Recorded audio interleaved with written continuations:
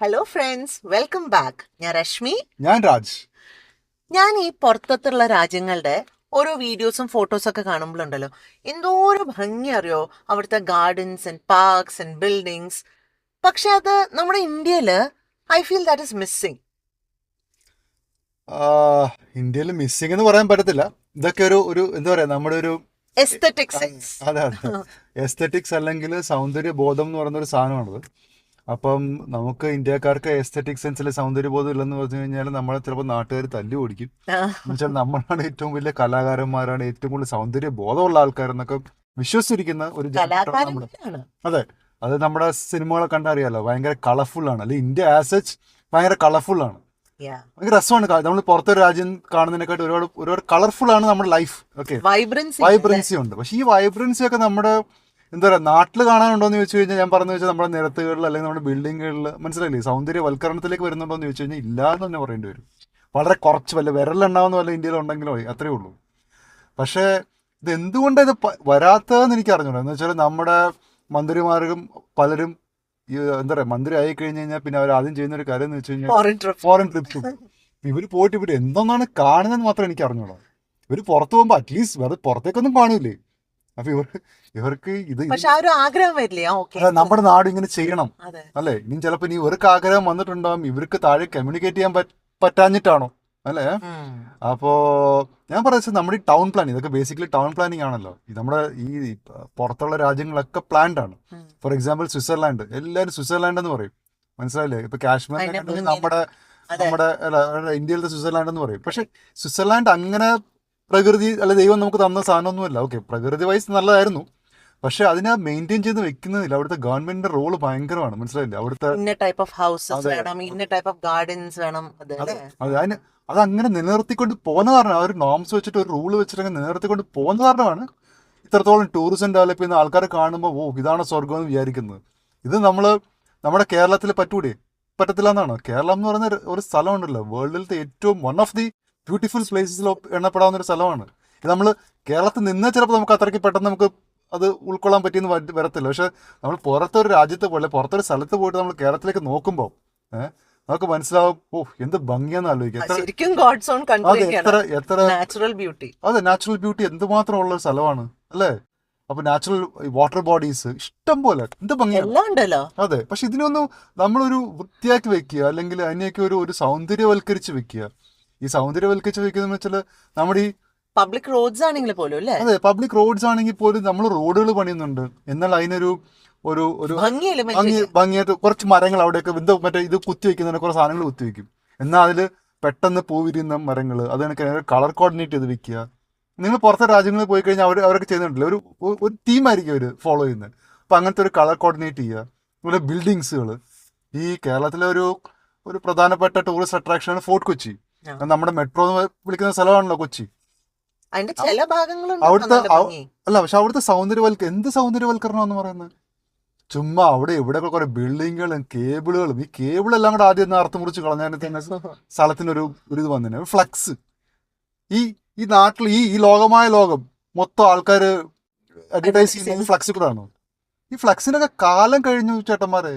അതിന് പകരം നല്ല നല്ല സ്ക്രീൻസ് വരുന്നുണ്ട്, മനസ്സിലായി. ഇപ്പൊ നമ്മുടെ നാട്ടിൽ വരുന്നുണ്ട്, പക്ഷെ ഫ്ലക്സ് ഒക്കെ ഒന്ന് ഊരിക്കളഞ്ഞാൽ തന്നെ അവിടെ ഇച്ചിരി ഒരു വെട്ടം വെളിച്ചമൊക്കെ വരും അല്ലേ.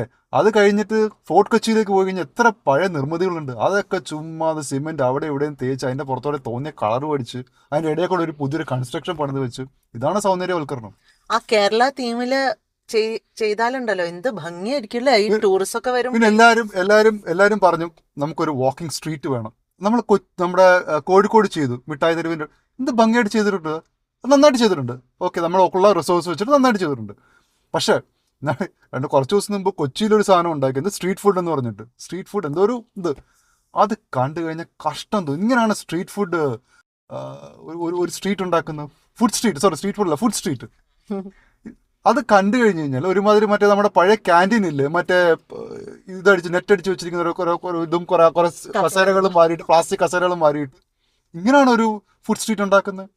എന്നിട്ട് തായ്ലൻഡിലേക്ക് പോയി നോക്ക്, അങ്ങോട്ട് പോകുമ്പോൾ വിസ പോലും വേണ്ട ഇന്ത്യക്കാർക്ക്. എന്തെങ്കിലും നിങ്ങളൊക്കെ പിടിച്ച് അങ്ങോട്ട് കൊണ്ടുപോയിട്ട് അവിടെ നിന്ന് കാണിച്ചു കൊടുക്കുക എങ്ങനെയാണ് ഫുഡ് സ്ട്രീറ്റ് ഉണ്ടാക്കുന്നത്. ഇന്തോനേഷ്യ, നമ്മുടെ ഇന്ത്യയുടെ വാലയെ കെട്ടാൻ പറ്റുന്ന രാജ്യമാണ് ഇന്തോനേഷ്യ. വിയറ്റ്നാം, അവിടത്തേക്ക് ഒരു ഫുഡ് സ്ട്രീറ്റും ഫുഡ് കൾച്ചറും ആൾക്കാർ ഇത്തരം വർക്കൊക്കെ ചെയ്തിട്ട് വൈകുന്നേരങ്ങൾ അല്ലെങ്കിൽ വീക്കെൻഡ്സ് അവർക്ക് എൻജോയ് ചെയ്യാൻ പറ്റുന്ന എന്തൊക്കെ കാര്യങ്ങളാണ്. ഗവൺമെന്റിന് റവന്യൂ കിട്ടുന്നല്ലേ ഇതിനൊക്കെ. നമ്മൾ സ്പെൻഡ് ചെയ്യാന്ന് വെച്ചാൽ അതിന്റെ GST, അതിന്റെ ടാക്സസ്, സെസ്, കുസ്, ഇതൊക്കെ ആർക്കാ പോകുന്നത്? ഗവൺമെന്റ് അല്ലേ. എന്നാ ഇതൊക്കെ ഒരു മര്യാദയ്ക്ക് ഒന്ന് പ്ലാൻ ചെയ്ത് വെക്കുക. നമ്മുടെ അവിടെ ഉണ്ട് പാർക്സും ഗാർഡൻസും എല്ലാം ഏത് ചോദിച്ചു കഴിഞ്ഞാൽ എല്ലാം ഉണ്ട്. പക്ഷെ ക്യാമറകൾ നാട് നീള ക്യാമറകളാണ്. ഇത് ഏതും വർക്ക് ചെയ്യുമെന്ന് ചോദിച്ചാൽ വർക്ക് ചെയ്യത്തുമില്ല. ഓരോരുത്തർ വാക്കിംഗ് സ്ട്രീറ്റ്, റണ്ണിങ് സ്ട്രീറ്റ്, എന്തൊക്കെ സ്ട്രീറ്റുകൾ ഉണ്ടാക്കി വെച്ചാൽ lighting another element is lighting lighting വളരെ ഇമ്പോർട്ടൻറ്റ്. നമ്മൾ ഈ പറയല്ല പല ഫോറിൻ രാജ്യങ്ങളിലും എല്ലാ ബിൽഡിങ്സും ഒരു ലൈറ്റ് ചെയ്തിരിക്കുന്നത് കാണണം. അത് ഓരോ ആംഗിൾ അതെ, ഓരോ ആംഗിൾ ആൾക്കാർക്ക് അറിയാം. അത് നമുക്ക് കാണുമ്പോൾ നമ്മൾ നടക്കുമ്പോൾ തന്നെ നമുക്ക് വാവ് എന്ത് രസം. ഇപ്പൊ നമ്മുടെ ഇന്ത്യ ഈ പറയുന്ന കണക്ക് ചൈനയുടെ കോമ്പീറ്റ് അല്ലെങ്കിൽ ഇന്ത്യ വളർന്നുകൊണ്ടിരിക്കുകയാണല്ലോ. അപ്പോൾ നമ്മളൊരു വേൾഡ് ഒരു ഗ്ലോബൽ മാനുഫാക്ചറിങ് ഹബ് എന്നൊക്കെ പ്രൊമോട്ട് ചെയ്യുന്നത് ചൈനയിൽ പോയിട്ട് നമ്മളൊരു ചൈന സിറ്റീസ് അവർ മെയിൻറ്റെയിൻ ചെയ്യുന്ന കാണണം എത്ര വൃത്തിയായിട്ട്. അതിന്റെ ഉൾഭാഗങ്ങളിൽ ചിലപ്പോൾ അഴുക്കളുണ്ടാവും, ഇല്ല ഞാൻ പറയുന്നില്ല. അതിന്റെ രീതിയിൽ നമുക്ക് ചെയ്യാലോ. അതെ. അപ്പൊ ഈ മെയിൻ സിറ്റീസ്, മെയിൻ പബ്ലിക് വരുന്ന സ്ഥലങ്ങൾ എത്ര ഭംഗിയായിട്ട് അവർ വെച്ചിരിക്കുന്ന അറിയാം. എസ്തെറ്റിക്കലി ഞാൻ പറയുന്നത്, എസ്തെറ്റിക്കലി ഭംഗിയായിട്ട് ലൈറ്റ് അപ്പ് ചെയ്ത് സ്ട്രീറ്റ്സ് ലൈറ്റ് അപ്പ് ചെയ്ത് ഇതൊക്കെ നമുക്ക് ചെയ്യാൻ പറ്റാഞ്ഞിട്ടാണ്. നമ്മുടെ ഗവൺമെന്റ് പൈസ ഇല്ലാഞ്ഞിട്ടാണ്. പൈസക്ക് ഇഷ്ടം പോലെ ഉണ്ട്, മനസ്സിലായില്ലേ. ആവശ്യമുള്ളിടത്തൊക്കെ വേസ്റ്റ് ബാസ്ക്കറ്റ്സ് വെക്കുക. ഈ വേസ്റ്റ് ബാസ്ക്കറ്റ് ഒക്കെ വെക്കുക എത്ര കാശ് വരും? കറക്റ്റ് ആട്ടോ. അല്ല, നാട്ടുകാരെ കുറ്റം പറയുന്നത് ഈ വേസ്റ്റ് കളയാൻ ഒരു വേസ്റ്റ് ബാസ്ക്കറ്റ് വേണ്ടി അതുമില്ല. നാട്ടുകാർക്ക് തിന്നതും തുപ്പിയതും എല്ലാം അവിടെ ഇവിടെ വലിച്ചുവാരി ഇടുക. എന്നിട്ട് ഇത് എങ്ങനെ പറയുമ്പോഴാ വലിയ വാചകത്തിൽ ഞങ്ങളാണ് ലോകത്തെ ഏറ്റവും വലിയ എന്താ കലാകാരന്മാരോ കുന്തം കുടച്ചക്രം എന്നൊക്കെ പറയും. പക്ഷെ ഇതൊക്കെയാണ് പുറത്തുനിന്ന് ഒരാൾ വരുമ്പോൾ ഏറ്റവും കൂടുതൽ ഇംപ്രസ് ചെയ്യാൻ പറ്റുന്ന സാധനങ്ങളെന്ന് വെച്ച് കഴിഞ്ഞാൽ ടൗൺ പ്ലാനിങ്ങിൽ ഒന്നാമത്തെ കാര്യം വിവരവും വിദ്യാഭ്യാസമുള്ള ആൾക്കാർ ഇതിനെ പറ്റിയിട്ട് അറിയാവുന്ന കാര്യം, അല്ലെങ്കിൽ ലോകത്ത് സഞ്ചരിച്ച് നമ്മുടെ എഞ്ചിനീയർമാർക്ക് പറഞ്ഞു കൊടുക്കാൻ പറ്റുന്ന ഒരു ടീം യൂണിയൻ കൂടെ ടൗൺ ഫസ്റ്റ് ഓഫ് ഓൾ നമുക്ക് ടൗൺ പ്ലാനിങ് ഉണ്ടോ എന്ന് അറിഞ്ഞുകൂടാ. നമ്മുടെ കൊച്ചിയിലൊക്കെ പണ്ട് GCDA greater Cochin development authority എന്നൊരു സാധനമുണ്ട്. ഇപ്പൊ അതിൻ്റെ അകത്ത് ഇരിക്കുന്നവന്മാർക്ക് വല്ല തലക്കൂടെ വല്ല ബോധം ഉണ്ടോ എന്ന് എനിക്ക് അറിഞ്ഞൂടാ. എനിക്കറിയാം ഇതൊക്കെ നമ്മുടെ മെറൈൻ ഡ്രൈവില് ലൈറ്റിംഗ് ഒക്കെ മെറൈൻ ഡ്രൈവിന്റെ കാര്യം ഒന്നും പറയണ്ട. മെറൈൻ ഡ്രൈവില് ഞാൻ എക്സാമ്പിൾ കൊച്ചി പറഞ്ഞു വെച്ച് കഴിഞ്ഞാൽ എന്താണ് നമ്മൾ കൊച്ചിയിലായത് കാരണം കൊച്ചിയുടെ എക്സാമ്പിൾ പറഞ്ഞോട്ടെ. ഇതെല്ലാം രാജ്യത്തിന്റെ എല്ലാ ഭാഗത്തും ഇതൊക്കെ തന്നെയാണ് കണക്ക്. ഓരോ സാധനങ്ങൾ ഉണ്ടാക്കി എത്ര ഭംഗിയായിട്ട് വെക്കാൻ പറ്റുന്ന സ്ഥലങ്ങളാണ്. ലോകത്ത് ഇങ്ങനത്തെ സ്ഥലം കാണുമോ? മനസ്സിലായില്ലെങ്കിൽ ഇത്ര ഭംഗിയുള്ള സ്ഥലം ലോകത്ത് എവിടെയെങ്കിലും കാണുമോ? അതൊക്കെ നന്നായിട്ടൊന്ന് വെച്ച് കഴിഞ്ഞാൽ എത്ര ടൂറിസ്റ്റിനെ കിട്ടും. ഇത് കൊതുവും കടിച്ച് കൊതൊരു കാര്യം. രണ്ടാമത്തെ കാര്യം രണ്ടാമത്തെ കാര്യം മനുഷ്യൻ്റെ ഇരുട്ടത്ത് പോലെ തപ്പി തടഞ്ഞ് താഴെ വീഴും. പുല്ലും കയറി എന്തൊക്കെ ഉണ്ടാക്കി വെച്ച് എനിക്കറിഞ്ഞോ ഈ ഒരു എന്താ പറയാ ഈ ഒരു സൗന്ദര്യമില്ലായ്മ അല്ലെങ്കിൽ ഈ ഒരു കെയർലെസ്നെസ് എന്ന് ഈ രാജ്യം വിട്ട് പോകുന്ന പറഞ്ഞു. ഇനി വരുന്ന ജനറേഷനിൽ ഇതൊന്ന് മാറ്റിയെടുത്താൽ മതിയായിരുന്നു. അറ്റ്ലീസ്റ്റ് ഈ വീഡിയോ എങ്ങാനും അവിടെ എത്തുകയാണെങ്കിൽ അറ്റ്ലീസ്റ്റ് ഇൻക്ലൂഡ് ഇതിനെ പറ്റിയിട്ട് അറിവുള്ള ആൾക്കാരെ include in the planning and keep people for maintaining it. അതെ, എന്തെങ്കിലുമൊക്കെ കാശ് മുടക്കി നിങ്ങളുടെ എന്റെയും കാശ് മുടക്കിട്ട് ഇതൊക്കെ പണിത് വെച്ചിട്ട് ഇതൊന്ന് മെയിൻറ്റെയിൻ ചെയ്യും. പിന്നെ ഈ ലോകത്തിലെ ഏറ്റവും ഈ നാട്ടിലെ ഏറ്റവും പന്ന ബിൽഡിംഗ് ഏതാന്ന് ചോദിച്ചു കഴിഞ്ഞാൽ ഗവൺമെന്റ് ബിൽഡിംഗ്. ഈ ലോകത്ത് ഏത് രാജ്യങ്ങളിൽ പോയാലും അവിടെ ഏറ്റവും ഭംഗിയുള്ള ബിൽഡിംഗ് അത് ഗവൺമെന്റ് ആയിരിക്കും. ഇവിടെ ഏറ്റവും പന്ന ബിൽഡിംഗ് നമ്മുടെ നഗരസഭ കാര്യങ്ങൾ അങ്ങനെയുള്ള ബിൽഡിങ്ങുകളാണ് ഏറ്റവും കച്ചറ. ഇതൊക്കെ ഗവൺമെന്റുകൾ കൂടെ തോന്നണം. വെറുതെ കൊടി പിടിച്ച് കുറെ ബഹളം വെച്ച് കുറെ നാട്ടുകാരുടെ കുറെ മതവിളക്ക് വിടുന്നതല്ല ഒരു പ്രോപ്പർ വിഷനുള്ള ഗവൺമെന്റ്, മനസ്സിലായില്ലേ. ഇപ്പൊ ഇന്ത്യ എന്ന് പറയുന്നത് നമ്മൾ ഈ പറഞ്ഞ് പ്രൊജക്ട് ചെയ്ത് വരണമെങ്കിലും ഗവൺമെന്റ് അതെ സ്റ്റേറ്റിനും വിഷം വേണം. സ്റ്റേറ്റിനും ഈ പറഞ്ഞ കണക്ക് ഒരു സെൻട്രൽ ഗവൺമെന്റ് വിചാരിച്ചു കഴിഞ്ഞാൽ നടക്കത്തില്ല. ഓരോ സ്റ്റേറ്റിനും നമ്മുടെ സ്റ്റേറ്റിന് റവന്യൂ ഉണ്ടാക്കണം. നമ്മുടെ സ്റ്റേറ്റിൽ മുന്നോട്ട് കൊണ്ടുപോകണം. ഓരോരുത്തർക്കൊരു ഇപ്പൊ തമിഴ്നാട് എല്ലാം നീറ്റാന്നല്ല ഞാൻ പറയുന്നത്. പക്ഷെ തമിഴ്നാട് ഒരുപാട് മാറിയിട്ടുണ്ട്. അപ്പൊ അതിലെ കൂടെ യാത്ര ചെയ്യുമ്പോൾ നിങ്ങൾക്ക് മനസ്സിലാവും പണ്ടത്തെ തമിഴ്നാടാണ് ഇപ്പോഴത്തെ തമിഴ്നാട്. എന്ത് പറഞ്ഞ ഗ്രീനറി ഉണ്ടാക്കിയിട്ടുണ്ട് അവര്. ഇതൊക്കെ മാൻമെയ്ഡ് ആണ്. അല്ലാണ്ട് അവിടെ തരിശായ കിടന്ന ഭൂമി അത് പെട്ടെന്ന് ദൈവം ഓക്കെ ഇന്നോട്ട് നീ തമിഴ്നാട്ടിലെല്ലാം കൊടുത്തേക്കാന്ന് വെച്ചിട്ട് വന്നതല്ല. ഇതൊക്കെ അവര് ചെയ്തെടുത്താണ് സാധനങ്ങളാണ്. ഇപ്പൊ ചെന്നൈ ഇത്രത്തോളം വൃത്തികെട്ട ഒരു സിറ്റി ഇല്ലായിരുന്നു. ഇപ്പോഴും വൃത്തികേട് ഇല്ലാന്ന് ഞാൻ പറഞ്ഞില്ല, പക്ഷെ ഇത്രത്തോളം അവർ മാറി, മനസ്സിലായില്ലേ. ഇതൊക്കെ അവിടുത്തെ ഒരു ഭരണാധികാരിയുടെ ഒരു വിഷൻ വെച്ചിട്ട് ചെയ്യുന്നതല്ലേ.